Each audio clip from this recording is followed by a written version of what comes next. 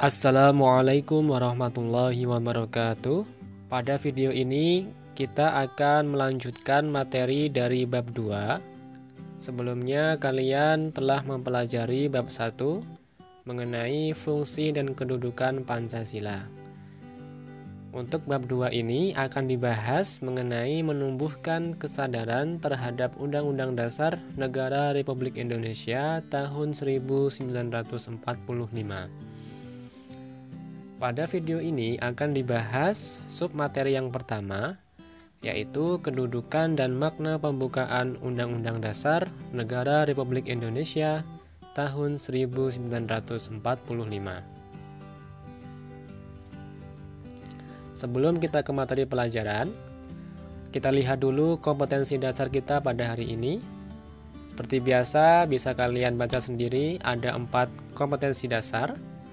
Dari keempat kompetensi dasar ini, diharapkan setelah mengikuti pelajaran kita kali ini, kalian bisa menjelaskan kedudukan dan makna pembukaan Undang-Undang Dasar Negara Republik Indonesia tahun 1945 dan bisa menelaah makna hubungan pembukaan Undang-Undang Dasar Negara Republik Indonesia tahun 1945 dan proklamasi kemerdekaan. Itu adalah indikator pencapaian kompetensi kita pada hari ini. Maka marilah kita mulai dengan membahas materi hari ini. Yang pertama, kedudukan pembukaan Undang-Undang Dasar 1945.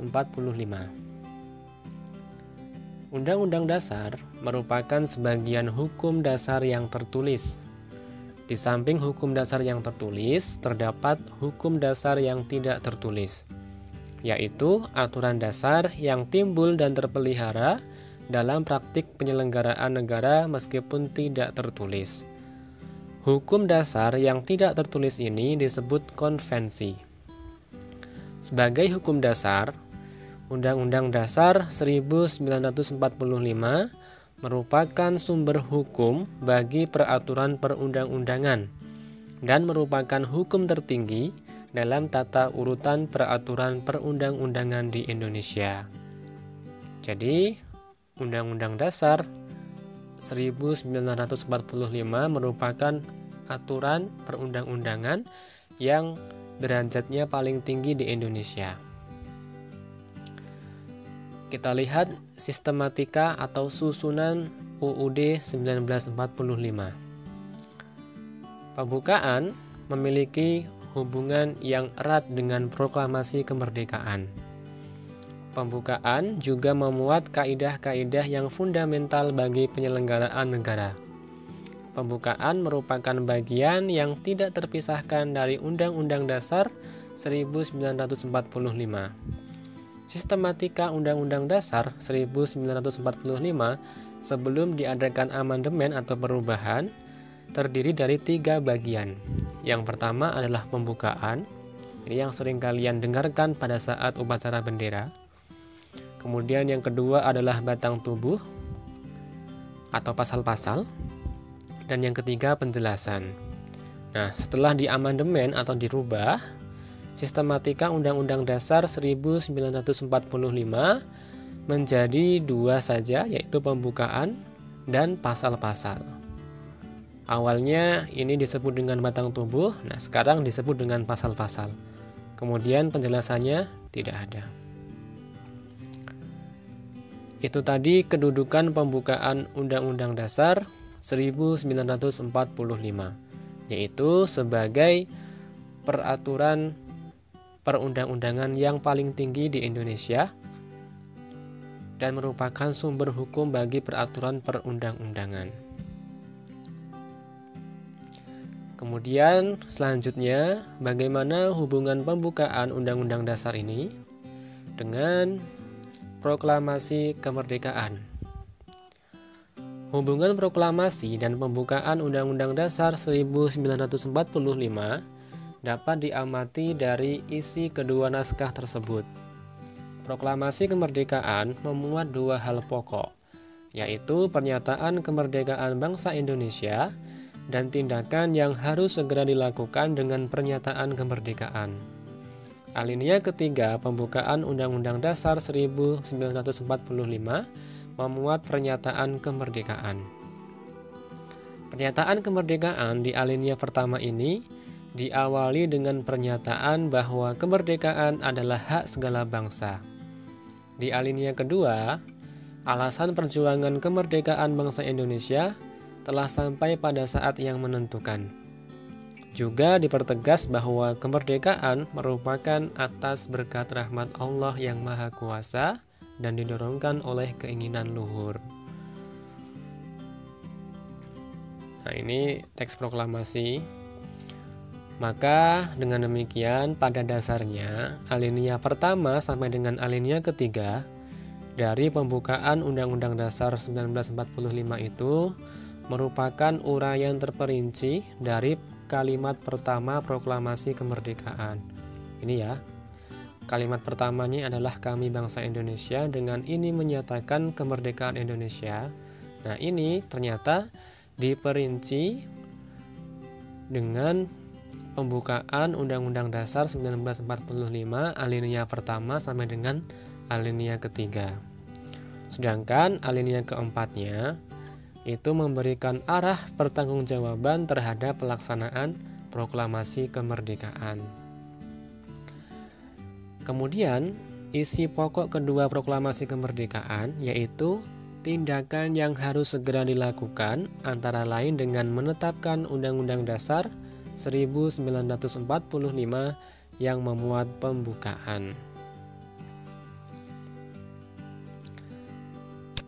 Sehingga dapat kita simpulkan bahwasannya pembukaan Undang-Undang Dasar 1945 dan Proklamasi Kemerdekaan merupakan satu kesatuan yang bulat. Makna yang terkandung dalam pembukaan merupakan amanat dari Proklamasi Kemerdekaan. Oleh karena itu, alasan berdirinya Negara Kesatuan Republik Indonesia yang diproklamasikan 17 Agustus 1945 dapat dipahami dengan cara mengkaji pembukaan Undang-Undang Dasar 1945. Mengubah pembukaan Undang-Undang Dasar 1945 pada hakikatnya membubarkan Negara Kesatuan Republik Indonesia yang diproklamasikan 17 Agustus 1945. Itulah tadi hubungan antara proklamasi kemerdekaan dengan pembukaan Undang-Undang Dasar 1945 ini. Di mana dalam pembukaan ini merupakan rincian atau memperinci dari proklamasi kemerdekaan.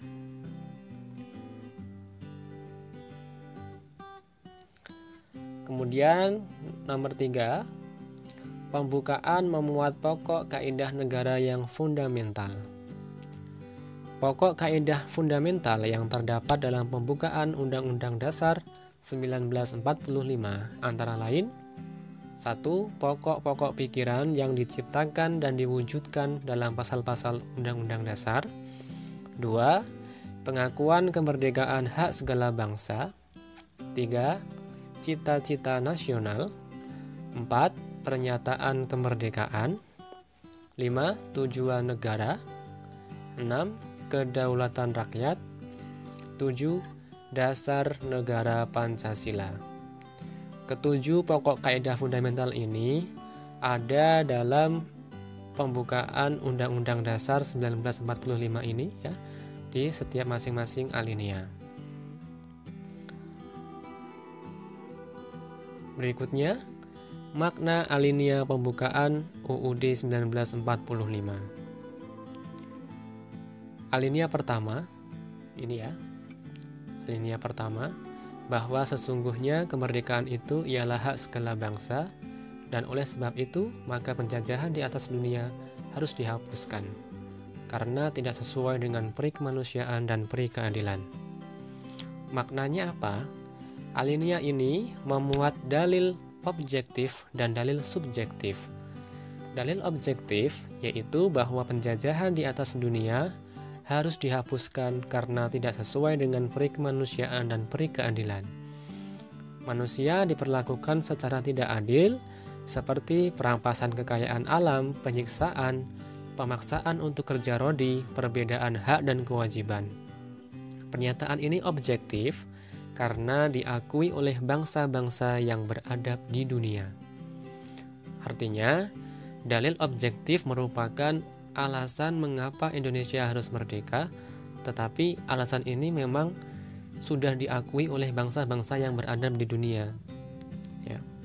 Mengapa harus merdeka? Ya karena memang penjajahan itu tidak sesuai dengan peri kemanusiaan dan peri keadilan. Itulah dalil objektif. Kemudian dalil subjektif itu merupakan aspirasi bangsa Indonesia sendiri untuk melepaskan diri dari penjajahan. Tentunya, bangsa Indonesia telah berjuang selama ratusan tahun untuk memperjuangkan kemerdekaan Indonesia. Perjuangan ini didorong oleh penderitaan rakyat Indonesia selama penjajahan dan kesadaran akan hak sebagai bangsa untuk merdeka. Perjuangan juga didorong keinginan supaya berkehidupan yang bebas, maka rakyat Indonesia menyatakan kemerdekaan Indonesia. Sedangkan untuk dalil subjektif ini merupakan aspirasi atau alasan dari bangsa Indonesia sendiri untuk melepaskan diri dari penjajahan. Kalau ini tadi alasan yang memang diakui oleh bangsa-bangsa yang beradab di dunia. Kemudian alinea kedua, kita lihat untuk mengingatkan kalian. Ya, dan perjuangan pergerakan kemerdekaan Indonesia telah sampailah kepada saat yang berbahagia. Dengan selamat sentosa mengantarkan rakyat Indonesia ke depan pintu gerbang kemerdekaan negara Indonesia yang merdeka, bersatu, berdaulat, adil, dan makmur. Maknanya apa alinea kedua ini? Alinea kedua menunjukkan ketepatan dan ketajaman penilaian bangsa Indonesia. Yang pertama, bahwa perjuangan bangsa Indonesia telah mencapai tingkat yang menentukan. Kedua, bahwa momentum yang telah dicapai harus dimanfaatkan untuk menyatakan kemerdekaan. Ketiga, kemerdekaan harus diisi dengan mewujudkan negara Indonesia yang merdeka, bersatu, berdaulat, adil, dan makmur.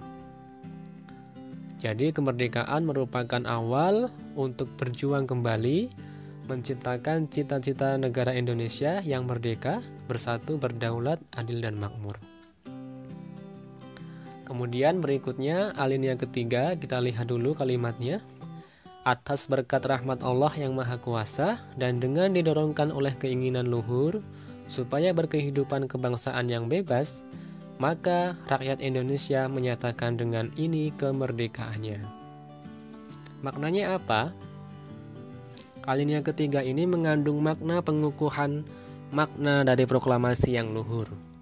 Makna tersebut didorong dari motivasi spiritual yang luhur. Alinea ketiga memuat bahwa kemerdekaan didorong oleh motivasi spiritual, yaitu kemerdekaan yang dicapai oleh bangsa Indonesia merupakan berkat rahmat Allah yang Maha Kuasa. Melalui alinea ketiga ini, bangsa Indonesia menyadari bahwa tanpa rahmat Tuhan yang Maha Kuasa, bangsa Indonesia tidak akan merdeka. Kemudian yang terakhir alinea keempat. Dari alinea keempat ini mengandung tujuan negara, bentuk negara, dan dasar negara. Kita lihat mana yang menunjukkan tujuan negara Indonesia. Dari kalimat pembukaan ini.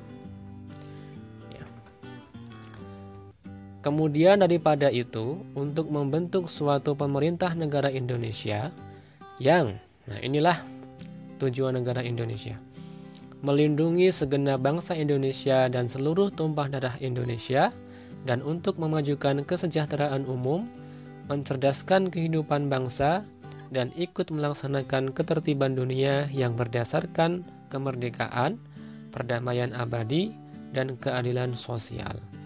Itulah 4 tujuan negara Indonesia. Kemudian, selain tujuan negara itu, di sini juga disebutkan mengenai bentuk negara Indonesia. Maka, disusunlah kemerdekaan kebangsaan itu, Indonesia itu, dalam suatu undang-undang dasar negara Indonesia yang terbentuk dalam suatu susunan negara Republik Indonesia yang berkedaulatan rakyat. Itu menunjukkan bahwasanya prinsip bentuk negara dari Indonesia yaitu susunan negara Republik Indonesia yang berkedaulatan rakyat. Republik merupakan bentuk pemerintahan di mana pemerintah dipilih oleh rakyat. Artinya di sini yang memiliki kekuasaan paling tinggi adalah rakyat. Ini merupakan prinsip bentuk negara Indonesia, yaitu prinsip demokrasi. Kemudian alinea keempat juga memuat dasar negara Indonesia, yaitu Pancasila. Sudah jelas ya di akhir kalimat dikatakan dalam pembukaan itu. Jadi sampai sini ya. Dengan berdasar kepada, dengan berdasar ini merupakan kalimat yang menunjukkan bahwasanya Indonesia memiliki dasar negara Pancasila.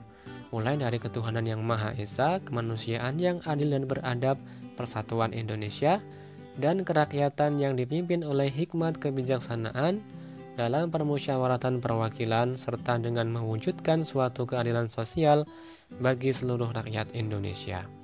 Itulah tadi makna dari keempat alinea dalam pembukaan Undang-Undang Dasar 1945. Itu saja materi kita pada hari ini. Jika ada yang ditanyakan silahkan didiskusikan dalam forum kelas. Wassalamualaikum warahmatullahi wabarakatuh.